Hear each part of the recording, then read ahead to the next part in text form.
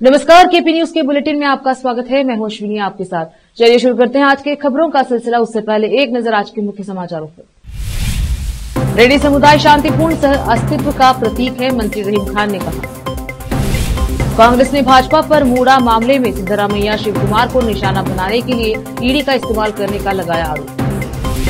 कर्नाटक के मंत्री ने बीजेपी प्रदेश अध्यक्ष विजेंद्र को कहा बच्चा। केंद्रीय मंत्री जोशी ने टिप्पणी की निंदा की। स्पेस डॉकिंग महाकुंभ, चुनाव आयोग, इन मुद्दों पर पीएम मोदी ने मन की बात कार्यक्रम में की चर्चा। सैफ अली खान पर हुए हमले को लेकर सामने आया शत्रुघ्न सिन्हा का बयान, पुलिस और सीएम को लेकर कही ये बात।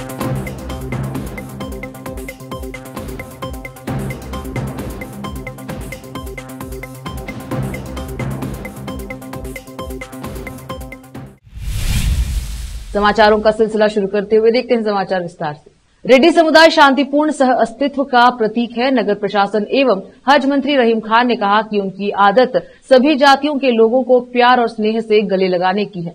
वे रविवार को शहर के हेमा वेमा सामुदायिक भवन में जिला प्रशासन, जिला पंचायत और कन्नड़ एवं संस्कृति विभाग द्वारा संयुक्त रूप से आयोजित महायोगी वेमन जयंती कार्यक्रम के उद्घाटन अवसर पर बोल रहे थे।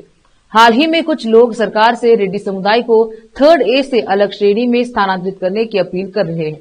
सामुदायिक नेताओं ने आग्रह किया है कि इस अपील को स्वीकार नहीं किया जाना चाहिए तथा इसे ऐसे ही जारी रखना चाहिए। उन्होंने कहा कि कैबिनेट की बैठक में उन्हें इस बारे में आश्वस्त किया जाएगा और कहा कि पिछली बार मैंने जो 10 लाख रुपए की ग्रांट घोषित की थी वह 15 दिन के भीतर जारी कर दी जाएगी। इस अवसर पर संजू रेड्डी जंपा ने मंदिर के लिए भूमि खरीदने के लिए 10 लाख रुपए दान किए। हाल ही में हुए PKPS और ग्राम पंचायत चुनाव में अध्यक्ष और उपाध्यक्ष पद के विजेताओं के साथ साथ सेवानिवृत्त और पदोन्नत हुए लोगों को भी इस अवसर पर सम्मानित किया गया। सरकारी नौकरियों के लिए चयनित विद्यार्थियों को सम्मानित किया गया। इस अवसर पर नगर परिषद अध्यक्ष मोहम्मद गौस, जिला पंचायत नियोजन निदेशक जगन्नाथ मूर्ति, कन्नड़ एवं संस्कृति विभाग के सहायक निदेशक सिद्धाराम शिंदे, रेड्डी समाज के अध्यक्ष शंकर रेड्डी चिट्टा, सचिव गोपाल रेड्डी, उपाध्यक्ष राजा रेड्डी, समाज नेता संजू रेड्डी जंपा, राजू चिंतामणि आदि उपस्थित रहे। विशेष संवाददाता की रिपोर्ट।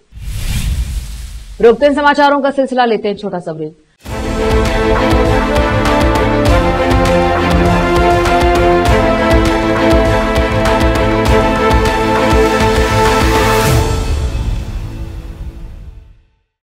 नूर एजुकेशन ट्रस्ट बीदर की ओर से चलाए जाने वाला नूर M.Ed and B.Ed college Bidar, recognized by NCTE Delhi and affiliated to Bidar University, Bidar. Admission are open for the academic year 2024-25. विशेषज्ञ और सक्षम शिक्षकों द्वारा शिक्षा प्राप्त करने के लिए नूर M.Ed and B.Ed कॉलेज में दाखिला लें और शांत वातावरण में शिक्षा प्राप्त करें। बीदर शहर में बेहतर शिक्षा का एकमात्र केंद्र Noor M.Ed and B.Ed college, Shahpur gate, Bidar. Phone numbers 9945283920, 8482221297।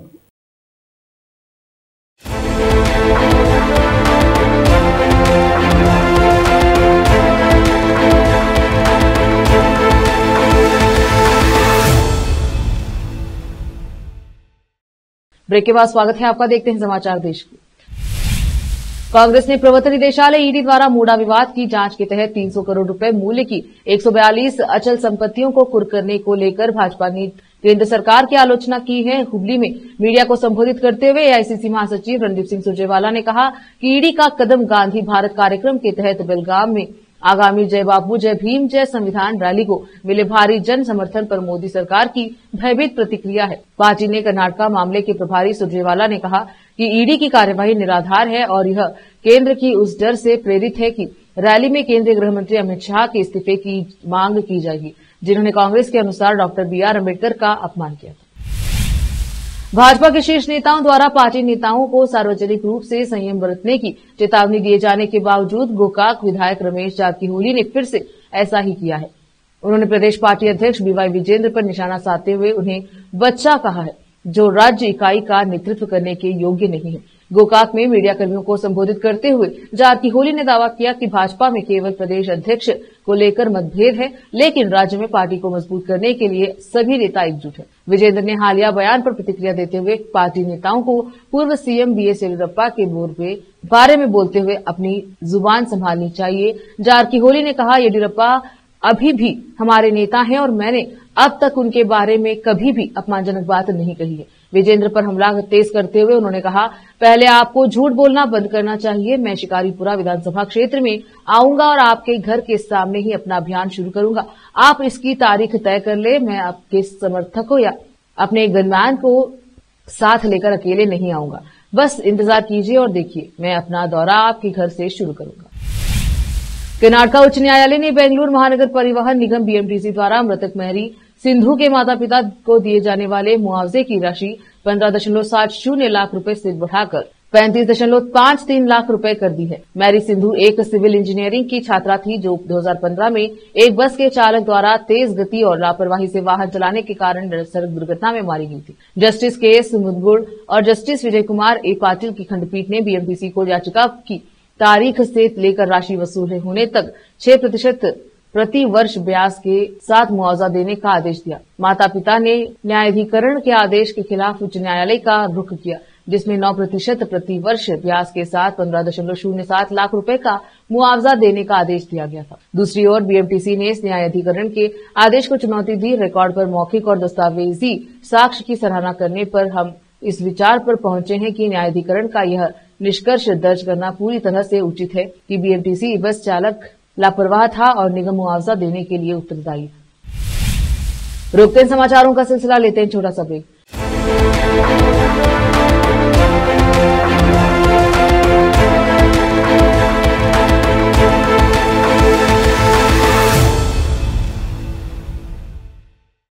Noor education trust Bidar की ओर से चलाए जाने वाला Noor MEd and BEd college Bidar recognized by NCTE Delhi and affiliated to Bidar University, Bidar. Admission are open for the academic year 2024-25. विशेषज्ञ और सक्षम शिक्षकों द्वारा शिक्षा प्राप्त करने के लिए नूर एमएड एंड बीएड कॉलेज में दाखिला लें और शांत वातावरण में शिक्षा प्राप्त करें। बीदर शहर में बेहतर शिक्षा का एकमात्र केंद्र Noor MEd and BEd college, Shahpur gate, Bidar. Phone numbers 9945283920 8482221297।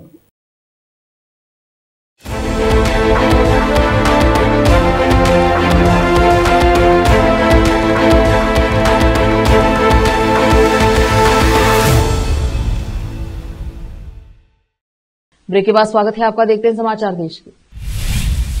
नए साल की शुरुआत के बाद प्रधानमंत्री नरेंद्र मोदी ने आज यानी रविवार को पहला मन की बात कार्यक्रम को संबोधित किया। यह इस रेडियो प्रसारण का 118वां एपिसोड है। आमतौर पर यह कार्यक्रम महीने के आखिरी रविवार को प्रसारित होता है, लेकिन इस बार आखिरी रविवार को 26 जनवरी यानी गणतंत्र दिवस है। ऐसे में पीएम मोदी के मन की बात कार्यक्रम को एक हफ्ते पहले प्रसारित किया गया। मन की बात कार्यक्रम में 118वें एपिसोड में प्रधानमंत्री मोदी ने कहा, मैं सभी देशवासियों को गणतंत्र दिवस की अग्रिम शुभकामनाएं देता हूं। इस बार का गणतंत्र दिवस बहुत विशेष है। ये भारतीय गणतंत्र की 75वीं वर्षगांठ है। इस वर्ष संविधान लागू होने के 75 साल हो रहे हैं। मैं संविधान सभा के उन सभी महान व्यक्तित्व को नमन करता हूं जिन्होंने हमें हमारा पवित्र संविधान दिया। संविधान सभा के दौरान अनेक विषयों पर लंबी लंबी चर्चाएं हुई। वो चर्चाएं, संविधान सभा के सदस्यों के विचार, उनकी वाणी हमारी बहुत बड़ी धरोहर है। आज मन की बात में मेरा प्रयास है कि आपको कुछ महान नेताओं की ओरिजिनल आवाज सुनाऊं। जब संविधान सभा ने अपना काम शुरू किया तो बाबा साहेब अम्बेडकर ने परस्पर सहयोग को लेकर बहुत महत्वपूर्ण बात कही थी। बाबा साहेब इस बात पर जोर दे रहे थे कि संविधान सभा एक साथ, एक मत और मिलकर सभी के हित के लिए काम करे। इस दौरान पीएम मोदी ने बाबा साहेब अम्बेडकर, डॉक्टर राजेंद्र प्रसाद और श्याम प्रसाद मुखर्जी की ऑडियो क्लिप सुनाई। अभिनेता सैफ अली खान पर हुए हमले को लेकर देश भर में चर्चाओं का दौर जारी है। इसी बीच एक्टर और राजनेता शत्रुघ्न सिन्हा ने भी इस मुद्दे पर बयान दिया है। उन्होंने कहा, हमारे करीबी और प्रिय सैफ अली खान पर हमला बहुत दुखद और दुर्भाग्यपूर्ण है। इस हमले में वह गंभीर रूप से घायल हो गए हैं। भगवान का शुक्र है कि वह ठीक हो रहे हैं। शत्रुघ्न सिन्हा ने कहा, मेरे ऑल टाइम पसंदीदा शोमैन फिल्म निर्माता राज कपूर की पोती करीना कपूर खान और परिवार को हार्दिक शुभकामनाएं। एक विनम्र अपील है कि कृपया दोषारोपण का खेल बंद करें। पुलिस अपना काम अच्छे से कर रही है। हम निश्चित रूप से अपने मुख्यमंत्री और गृह मंत्री की सराहना करते हैं। शत्रुघ्न सिन्हा ने CM Fadnavis, deputy CM Ajit Pawar और एकनाथ शिंदे को भी उनके प्रयासों के लिए धन्यवाद दिया। शत्रुघ्न सिन्हा ने कहा कि सैफ सबसे शानदार स्टार अभिनेता में से एक है और पद्मश्री और राष्ट्रीय पुरस्कार विजेता भी हैं। कानून अपना काम करेगा क्योंकि चीजें सही दिशा में आगे बढ़ रही हैं। जल्द स्वस्थ हो जाओ सैफ। राजधानी दिल्ली में विधानसभा चुनाव से पहले सभी दल चुनाव प्रचार में जुटे हुए हैं। इसी बीच आप प्रमुख अरविंद केजरीवाल ने पीएम मोदी को एक और चिट्ठी लिखी। अपनी चिट्ठी में उन्होंने सफाई कर्मचारियों के आवास का मुद्दा उठाया। उन्होंने पीएम मोदी को लिखे गए पत्र में कहा कि सफाई कर्मचारियों को रिटायरमेंट के बाद सरकारी आवास खाली करना पड़ता, इसके बाद वह खुद का घर नहीं खरीद पाते। केजरीवाल ने पत्र के माध्यम से ऐसे लोगों के लिए जमीन की मांग की जिस पर आप सरकार आवास बना सके। अपने पत्र में केजरीवाल ने लिखा, मैं एनडीएमसी और एमसीडी क्षेत्रों में काम करने वाले सफाई कर्मचारियों के एक अति महत्वपूर्ण मुद्दे पर अपना ध्यान आकर्षित करने के लिए यह पत्र लिख रहा हूं। ये कर्मचारी हमारे शहर की स्वच्छता व्यवस्था की रीढ़ है। वे नौकरी के दौरान सरकार द्वारा उपलब्ध कराए गए आवासों में रहते हैं, लेकिन रिटायरमेंट के बाद उन्हें ये घर खाली करने पड़ते हैं। वे अपना खुद का घर खरीदने या दिल्ली में महंगे किराए पर घर लेने में असमर्थ होते हैं, जिससे वे और उनके परिवार असुरक्षित स्थिति में आ जाते हैं। प्रयागराज में चल रहे महाकुंभ में श्रद्धालुओं का जमावड़ा लगना जारी है। 18 जनवरी तक 7.72 करोड़ लोगों ने संगम में डुबकी लगाई और ये सिलसिला लगातार जारी है। आज भी खबर लिखे जाने तक 30.80 लाख से ज्यादा लोगों ने संगम में डुबकी लगाई। इस दौरान 10 लाख से अधिक कल्पवासी हैं और 20.80 लाख तीर्थयात्रियों ने यहां का दौरा किया है। यूपी के सीएम योगी आदित्यनाथ भी आज प्रयागराज पहुंचे हैं। वह आज करीब 5 घंटे कुंभ परिक्षेत्र में रहेंगे और व्यवस्थाओं की समीक्षा करेंगे। राजधानी दिल्ली सहित एनसीआर इलाके में अब दिन में धूप निकलनी शुरू हो गई है। हालांकि इस धूप की वजह से दिन में ठंड से लोगों को थोड़ी राहत जरूर मिली है। वहीं रात में अभी भी ठंड का असर जारी है। रविवार के मौसम की बात करें तो दिल्ली मौसम केंद्र की ओर से दी गई जानकारी के मुताबिक पूरे दिल्ली एनसीआर यानी नोएडा, गाजियाबाद, गुड़गांव और दिल्ली में अधिकतम तापमान में बढ़ोतरी होगी। दिल्ली एनसीआर का अधिकतम तापमान 21 से 22 डिग्री सेल्सियस रह सकता है, जबकि न्यूनतम तापमान भी 9 से 10 डिग्री सेल्सियस के बीच रहेगा। मौसम विभाग के अनुसार दिल्ली एनसीआर में हल्की धूप खिली रहेगी। हालांकि इस दौरान बादलों की आवाजाही लगी रहेगी। वहीं कुछ जगहों पर सुबह शाम घना कोहरा भी छाए रहने की संभावना जताई जा रही है। वहीं दिल्ली एनसीआर में हवाएं भी चलेंगी, जिससे लोगों को ठंड से निजात नहीं मिलने वाली है। बता दें कि मौसम विभाग ने 22 और 23 जनवरी को पश्चिमी विक्षोभ की वजह से दिल्ली एनसीआर में बारिश की संभावना जताई है। वहीं बारिश के बाद दिल्ली एनसीआर में एक बार फिर से ठंड बढ़ सकती है। हालांकि मौसम विभाग का कहना है कि इसके कुछ दिनों बाद ठंड से राहत मिल सकती है। एक बार फिर से रोकते हैं समाचारों का सिलसिला, लेते हैं छोटा सा ब्रेक।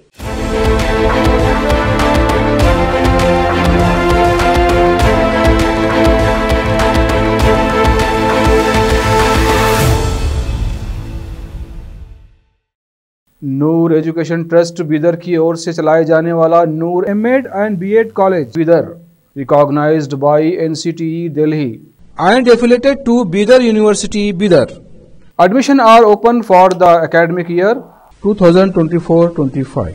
विशेषज्ञ और सक्षम शिक्षकों द्वारा शिक्षा प्राप्त करने के लिए नूर एमएड एंड बीएड कॉलेज में दाखिला लें और शांत वातावरण में शिक्षा प्राप्त करें। बीदर शहर में बेहतर शिक्षा का एकमात्र केंद्र Noor MEd and BEd college, Shahpur gate, Bidar.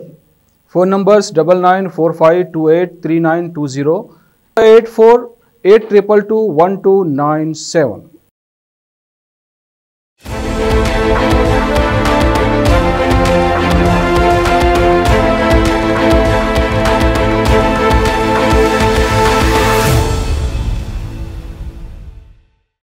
Break के बाद स्वागत है आपका। देखते हैं अंतर्राष्ट्रीय समाचार।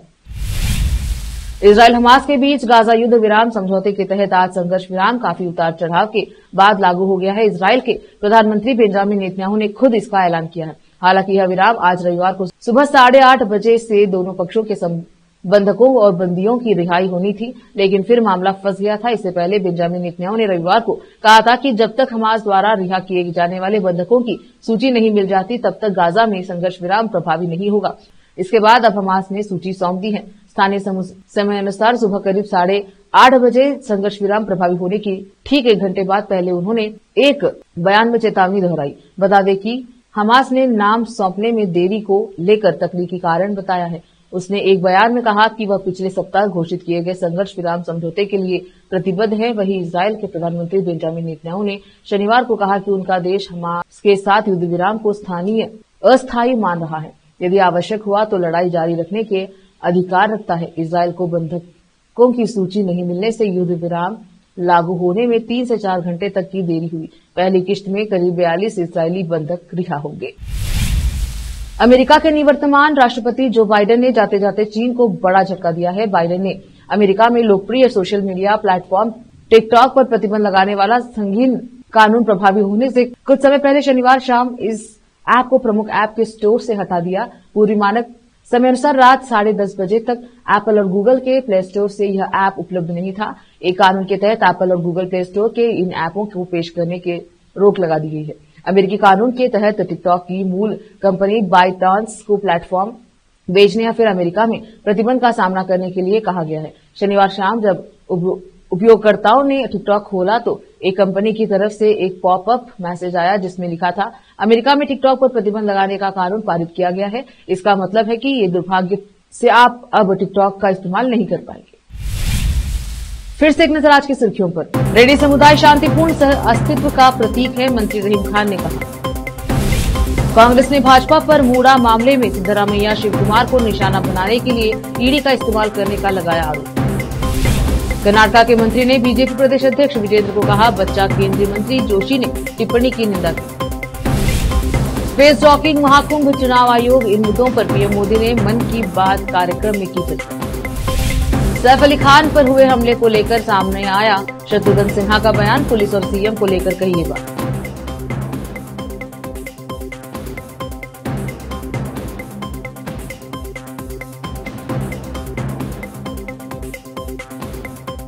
केपी न्यूज के बुलेटिन में अब तक के लिए इतना ही। देखते रहे केपी न्यूज 24/7। धन्यवाद।